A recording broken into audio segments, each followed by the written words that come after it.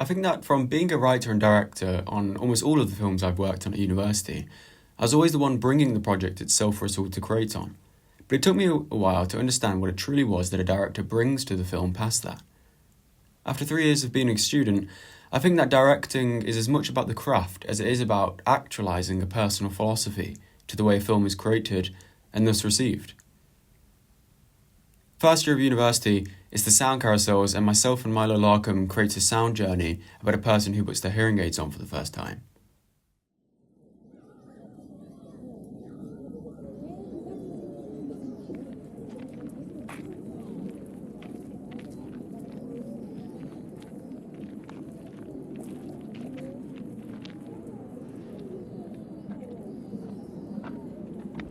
What this did early on was teach me what a project needs of me, and that was to fuse it with a very personal and distinctive truth. And that truth was me. I'm now a deaf filmmaker, though before university I believed my deafness was something separate to me, something that hindered my voice and not distinguished it. The most personal is the most creative. I think this taught me that I wanted to approach film as personal and earnest as possible, though it wasn't entirely learned or actualised until third year, when I wrote and directed Blackcurrant and Lemonade. But before that final film, I made a film for second year fiction called Bedbugs. I was unhappy with the response to the film because of what was praised about it was the professionalism it held and how great it looked, and nothing about the emotions people felt or the characters. And I think because of that, I was starting to realise what it was a director was supposed to do with a film. What Bedbugs did do for me was make me realise what my approach to a film was that I wanted to take. The part I connected to most about it, and what audiences did speak about, was when the wife sits on the edge of the bed, sad, and contemplating her relationship.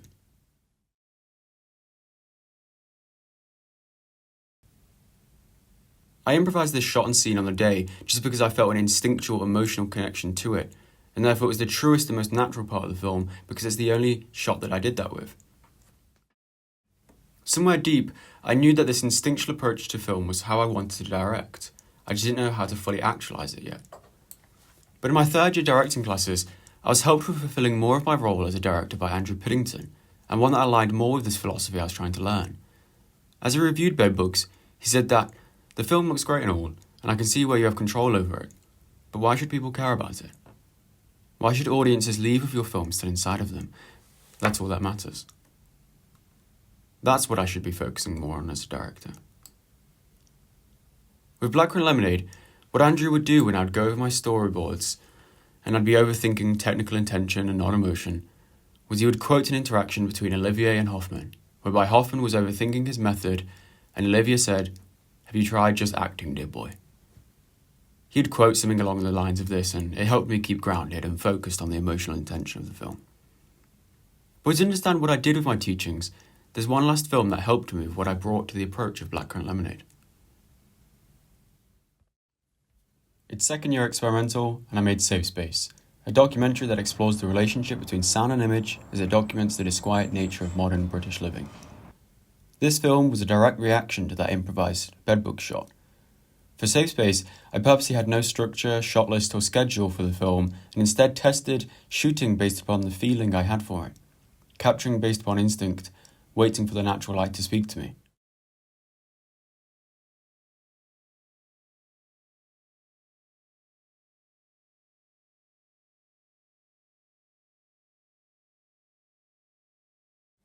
And it worked.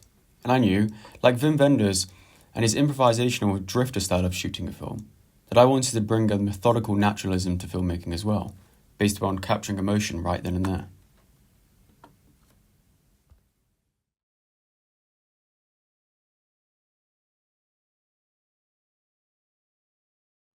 So, after about 2 years of applying myself and learning that I wanted to direct with instinct and improvisation, along came Blackcurrant and Lemonade, my graduation film and my proudest work.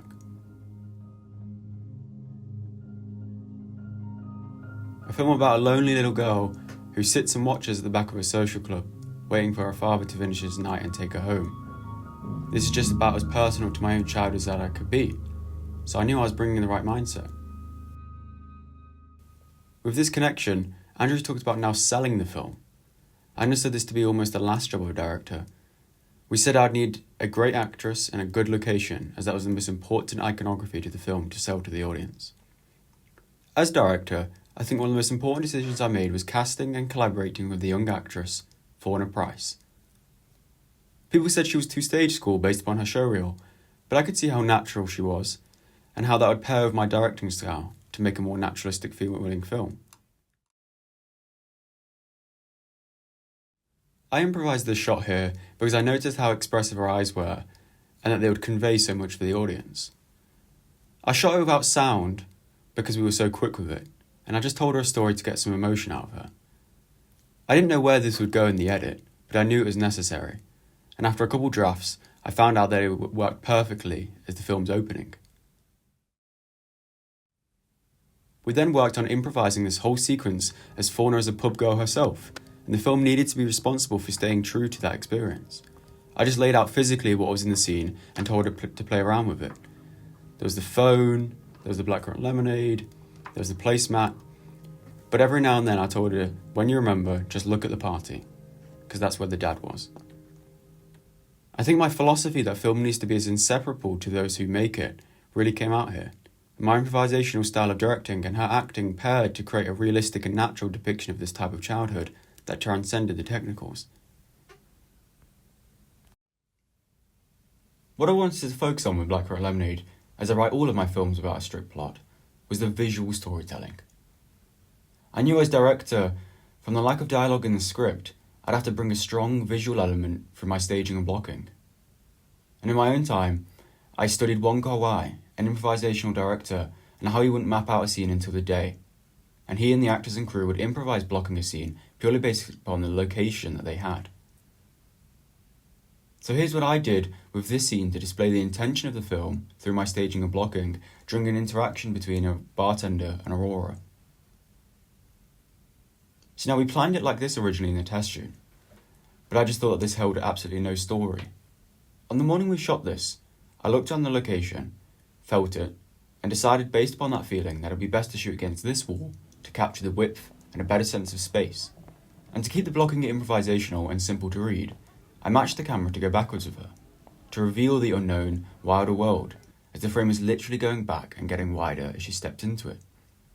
Then, again, I told the actress just to interact with her environment when she feels it, or when she remembers, which was to touch these ever-revealing empty chairs and tables to establish visually to the audience a feeling of abandonment and displacement in the social club. Then the camera reveals the door as she looks at it and as she walks past it. It's the source of her loneliness, as her dad is still in there.